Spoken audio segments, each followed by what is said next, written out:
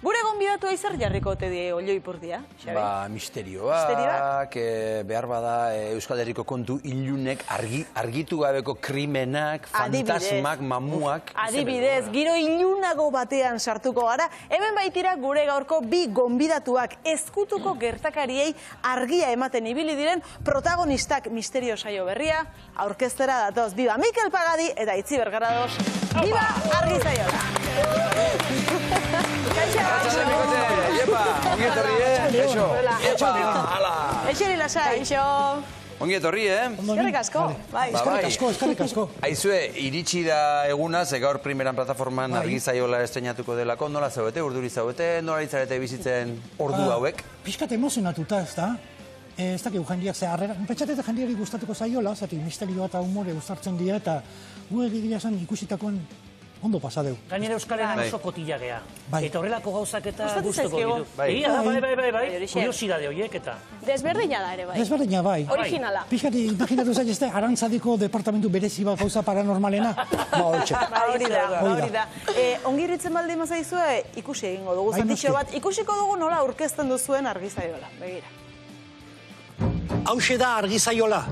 Azpimunduko iluntasunean arimak gidatzen dituen argia. Argi zaiola hau izango da gure saioaren simboloa eta bere sugarrarekin misterioen mundua argitzen saiatuko gera. Piztu dezagun argi zaiola.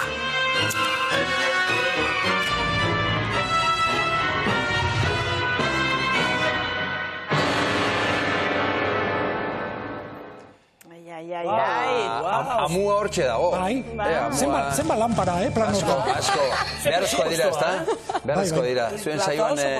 Oso polita. Ermita batien grabatuta dago, Aginako ermitan. Eta oso atmosfera magikoa sortzen zen. Zati gu ginen hortxe deabrutaz hitz egiten eta holako gauzetaz, eta Eliza batian, bueno. Behar zuen, bai. Eta nola sortu zen argi zaiola ez ezagunak diren historia hauen kontakizuna egiteko ideia hau? Nork eratzungo du, Itziber, Mikel? Adik, bere ideia izan da. Bueno, duela denbora bat izan nun pixkat, gogoenekan pixkat misterioi buruzko gauza bat egiteko, baina ez tono ikusia daukagun tonuan, ez da, baizik eta pixkan ere puntutik juta, ikuspuntutik junda, humorearekin, eta pixkat divulgatiboa eta humorean astuta. Eta hoxe esan da, azkenean, onartu zuten eta aurrera. Ondo fikzio puntu bat ere badaka, Mikel? Zait barkatu? Fikzio puntu bat ere badaka? Bai, bada, pasatzen dira gauzak, egia dira edo, eta behar daukagu, gure ironia, gure ikuspuntua, hortxe jarrita fokua, buelta mateko asuntuei, baina beti ate bat irekita uzten dugu. Bai, igual helburua informatiboa baino da entretenigarria, ez? Garazi, zuri aukera nola etorri zitzaizun? Niri Pagadi ditu zidan, eta esan zidan, emango dut zure izena proiektu ondan. Da, bale, horrela, zanion bai. Izan da paranormala, zelik oso gutxi ezagutze ginen, niego nintzen, benetan zabizen, oso ondo pasan nun Aitziberrekin, eta zanion, parte nahi zuen hartu, eta gero izan, sortu duen filina, nahiko paranormala izan da. Bai, hori egia da. Ezatu paranormala izan duela, Maialenek Garazi ditu diola. Bai. Lasai, etzara zu izan. Etzara zu izan, Maialen. Hori adibidez nola argituko zenukete, zuek orain daukazuen jakintzarekin eta zuek daukazuen makinariarekin, zer gertatu da? Burbuineko ilusio optiko zegila zen, ilusio bat, edo hortxe zuko zientean Garazi izango zen burunda. Baina hori normalagoa da, ez da paranormala. Gertatzen den gauza normala da. Gertatzen dira, ez da? Eskerrik asko, Garazi. Xabi erraitzen diate, eta Garazi, eta... Aitziber, 6 kapitulo, gaurtik aurrera lehenbizikoa askatuko duzu, aurrerantzen astero bat, eta gaurkoa eriotzari buruzkoa. Eriotzari buruz, bai. Egia danik gaur goizean neure burua ikusi dut eta apur bat lotxa eman didala, aitortu behar dizuet. Ikusi dut horrela, ze oraindik ez dut ondo gestionatzen nire burua pantailari ikusta. Nahi baldin baduzu jarriko dugu zatitxo bat. Nahi baduzue, bai. Bueno, ez dakitzu ikusiko zaitugun edo, Mikel, baina... Eriotza bai. Eriotza bai, begira. Egiaztatzeko hor barruan hildakoa daudela, erakutsiko izut hilobi bat, badaukalako baimena erakusteko. Nahiz ikusi... Bale. Terrinekin, mendik pasako geha. Hementxe, erakutsiko dizut Aitziber, bale? Baitu? Eta bion arte, nik helduko diot, eta gero zuk lagunduko jazu. Zuk alde hartatik eta nik hemenik. Ai, ama? Ai, ama! Zer respetua eta... Ez nuen hau espero. Bai, hau azaleratuta dago irakusteko, baina etzian hola, egoten, oso beheran egoten zian.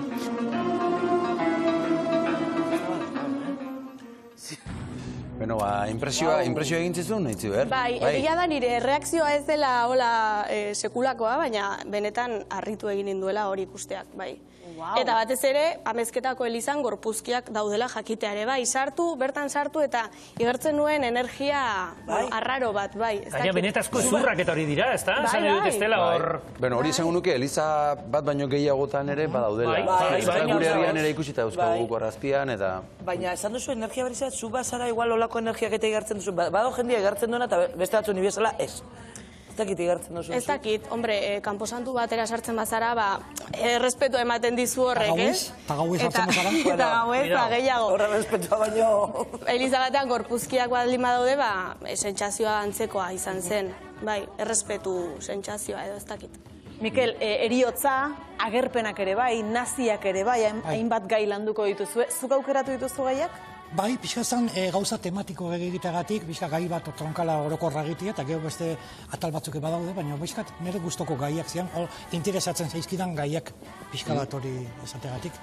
Beti txikitatik ibil naiz beti eriotzaren asuntokin, zeruko argiekin, Ama Birjinen agerpenekin, naziekin bai. Bai, hor, jantzita ere ikusi zaitugu, nazi uniforme batekin ikusi zaitugu. Uniformeak atsegin digo, guzti esatzen zekita, etxen badauzkat ez nazie bakarrik, beste batzuk ere bai, eta hortxe aprobetxatu nun pixka bat, kontestuan jartzeko, ez da? Ingalaterrako printze bat bezala orduan, pagade? Hori, xe. Gaurkoa izango da orduan argi zaioloren naziarteko eguna. Naziarteko eguna, eta testigantzak eta horrelari izango dira, bideok eta... Bai, hemen ikusi dezuen bezala, Itziber ibiriko da... Bideoan ikusi duguna, agurtzane da, eta berak erakutsi zidan Eliza, gero ere bai egon ginen Aralarko San Miguel Santutegian, bertan ere abade batekin egon ginen, ez dakize puntutara arte ezin dugun spoilerra egin edo. Abadea, kontu, demonioetaz eta diabolotaz asko daki, eta gainera arte martzialetako zinturi beltza da. Hombre, zinturi beltza izatea, ez da? Bai. Eta baita ere, Goebbelsen lankide bat Iruñan daka jatorria. Lankide batek. Eta hortxe aztarna jarraitzen hori da. Bueno, haizue, ari gara irudi batzuk ikusten, beste pixka bat ikusiko dugu, ea amua botatzen jarraitzen dugun, da ea hau ere gustatzen zaizuen. Begira. Bur, David, historialaria eta... Bai, ni txantreakoa naiz eta historialaria. Eta orain dela 20 urte, hasi nintzen Txantrako auzoaren historia ikertzen, eta los alemanes toponimoa oso interesgarria iruditu zaidan. Eta zer gertatzen da los alemanes horiekin?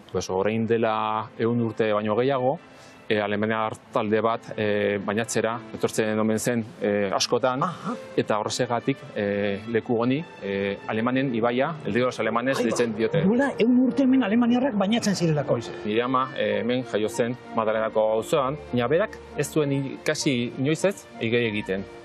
Garai horretan jendeari belturra ematen zion ibaiak. Baina Alemaniak ohitura desberdinak zituzten eta asko gustatzen zaio egitea, bainatzea eta horregatik hemen ibaiaren ertzean jarri zuten kabina bat bainatzeko eta egiteko eta gauzak. Gauzak, eta hor bukaeran argazkiak ere ikusi ditugu. Aitziber, argazki zaharrak eta politak hor artxibo lan bat ere egon da. Bai, egon da, eta beharrezkoak saio honetan girotzen dute ondo saioare bai. Pixkat ikusteko, kondairak eta pixkat apoiatzeko edo ilustratzeko, beti argazki zaharrak, eta gainera gaiakin lotuta badaude, testigantza grafiko daukagu, ez da? Bai, bat baino gehiagok esango du, ara, hori ere bai, Euskal Herrian ere gertatu da, edo Euskal Herrira ere etorri ziren, eta... Hoxe da gure helburua, pixka bat atal bakoitzekin esatia, joño, Euskal Herrian badaukau olako gauzak, eta badaukau testigantza hauek, eta badaukau kasu arraro hauek, bai? Kuriosoak, igual. Ez, ikuste jendeak ez dakiela, ez diot esan nahi jendeak ez dakiela ezer edo inkonsiente bat denik, baina egia da, nik saio honi esker gauza asko ezagutu eta ikasi nituela. ez nik izkienak. Eske batzutan entzuten ditugu gauza hauek, baina ez dakigu egia den, gezurra den, pasa den, edo ez. Eta Entzuten begira, ditugu gure ingurukoak bakarrik. Bai, horixe da. Gehiago daudela. Oso, ongi. Asko ikasi dugu, ez da, barkatu. Bai. zenbat atala izango dira, barkatu? Sei atal, momentuz, bai. Sei atal. Astelenero bat jarriko da. Astelenero bat, bai. Hortxe gaur lehen da bizikoa eta astez Halaxe aste da. joango gara ikusten. Ikusentzunezko plataforma guztiak konkistatu dituen generoa da, thriller eta misterioarena, ez da? Uste duzue euskal ikusleak ere bereganatuko dituela? Gai honek, edo jorratzen den alor honek? Nik uste gertuko egingo zaizkigula gai asko, eta horren nik uste interesa sortuko duela. Igual guk Amerikarrez edo Inglaterrako gauzetaz hitz egiten badugu, norbait interesatuko zaio, baina nik uste orokorrian jendeari interesa piztuko diola. Euskal Herrikoak diren einean, historioak nik uste jendeari interesatuko zaizkiola, eta baita ere, Pagadi bezalako figura bat dagoelako horretan, nik uste dut zure figura oso importantea dela ere bai. Aitzi berbai. Saioa ikusteko, ze, umorea ere badago, eta jendeari ere umorea gustatzen zaio, ez? Eta biak uztartuta, originala, edo ez dakit. Kuriosoa, bai, desberdina. Oso ondo. Argizaiola primeran plataforman gaurtik aurrera gaurkoa heriotzari buruzkoa, urrengoa bigarrena agerpenei buruzkoa da, ez dugu hemen, ez ditugu tripa guztiak erakutsi nahi, baina beste amu bat agerpenei buruz, begira. Kaixo! Hola. Minututxo bat daukazu? Bai. Hemengo Ama Birjinaren agerpenaren inguruan investigatzen nabil. Eta hemen inguruan izan zen, ez? Argazki hau daukat, garai hartakoa. Hau da etxea. Hau da etxea. Bai. Antonia eta Andreseko etxea, lehengo bidenteak. Agerriko lehengo bidenteak, benetako bidenteak, ame bizi ziren, Antonia eta Andres. Oiek ziren bi umeak. Bi umeak ziren, 7 eta 11 urtekok. Amen azaldu zen Amerikia, hor arrasto dau, amen. Zehazki hor, baina hor arbola horren ondoan? Bai, arbola horren ondoan. Antoniak ikusi zuen lehenengoa Ama Birjina. Ama Birjina zeuen, betzaz jantzita manto batekin, koroia amabi izarrakin, espata bat bihotzean, Sartuta. Jesus. Eta gero pañuelo bat, eskubian pañuelo bat, errosario batekin. Eta deskribapen zehatza eman du, Bai. Oso grafikoa. Xabino oso jatorra. Zer herritan zen hori, Itziber? Ezkion. Bai. Nik adibidez, historio hori jakitea ohikoa omen da, baina nik ez nekien ezer. Eta ezagutzen ditugu Fatimakoa, Lurdesekoa, eta baina adibidez Ezkiokoa, ezakit jende asko dakien. Edo behar bada gainetik zerbait, baina Xabino kontatu ziguna, nik ez nekien. Lehen baserri zarretan mamu agerpenak eta gauzoi buruz ere hitz egiten zen. Gero egiala gezurra den. Hoi da. Lehen ezkion Ama Birjina eta guain abiadura handiko trena, ez da laizte. Aukera bat izan daiteke kriminologo bat ideitzea, zuen saioan egin duzuen bezala Argizaiolan, Leire Leturia, guk musikagatik behar badak gehiago ezagutzen dugu, baina behar kriminologoa da. Zer egiten du Leirek Argizaiolan?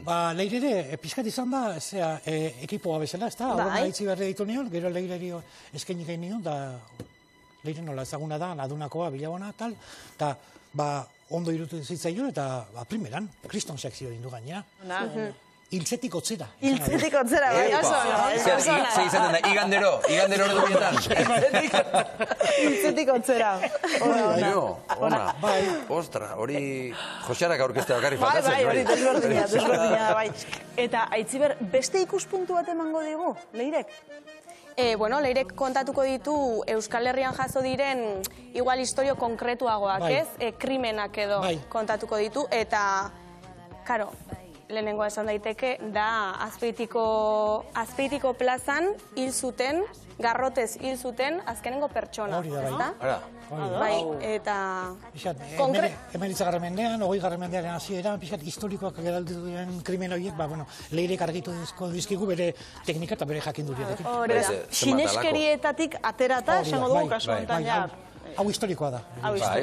Sakamanteka zen pelikula ere, orain ari dira grabatzen, baina hilerria ere, hor dago, uste dut Gasteizen bertan dagoela lurperatu, ez da?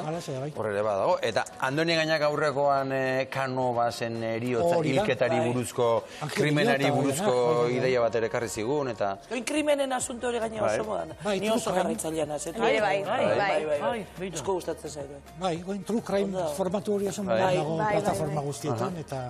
Baina gero ikusten baldin badugu lasailo egingo dugu? Ez, nik ametsak izaten ditut. Bai. Beti gauzoitako ekizu eta urrengo nian, horfi da, kagun. Goizako iruditan, zoriua eta... Lana etxera eramaten duzu. Beti. Honeako danean, idea honak, parraileko, erritxekitik, jajaja gauian. Eta holakoa danean, mekagoen jota. Eskopet hartu eta zein mibilik. Izan bere duzun, uniforme hori, lehen ikusi duzun, uniforme hori jantzita inorrez atribituko zurekin. Portolege, txika,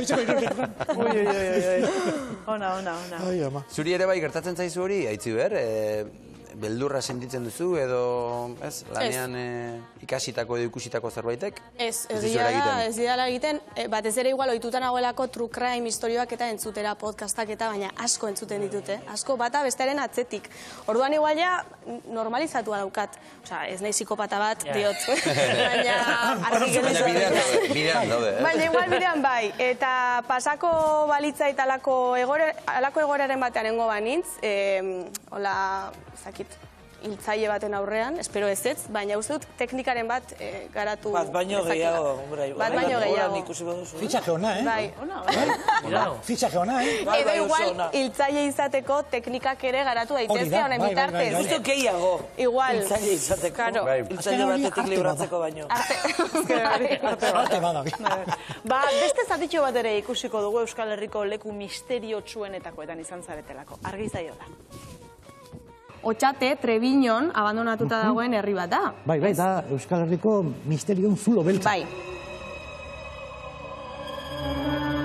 Otxateko apaisa desagertu zela, hori ez nekien, zer gertatu zen apaisarekin zehazki? Bueno, herritar batek dio, Elizatik erbitara bidean, hor izan zela ikusi zuten azkenengo aldia. Eta zekiten gehiago apaizaren inguruan. Eta ze, zulo batera hori zen, edo ovni batek abendu zitu zuen, zer gertatu zen?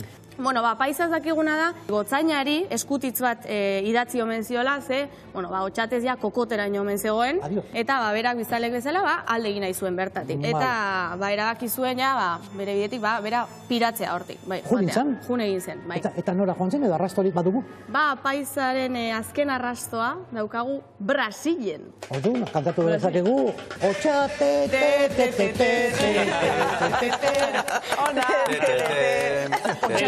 Otxaten egon zarete? Bai. Eta? Tokatu zeidan herritxik infernuan joatea Otxatera, eta, badauka zeo zer herri horrek, abandonatua dago, eta garabatzen ikinela, da rebende, eta, akojonet egin ginen, itxoin, eta, zeon, neska bat, porro bat errena janatzien, eta, joderos, la tele, no dejen ni fumar en paz, eta, holasek etortu zidegun, eta sustuarek eman zigun, baina gu ez zion ez errez. Pixkat erretako gauzak, hola gauza simbolo raro batzuk bai, baina, gauza raro gura gu izan zen. Brasilekin konexio horrelakorik eta horrelakorik etzen gertatu. Hortaraino etzen iritsi.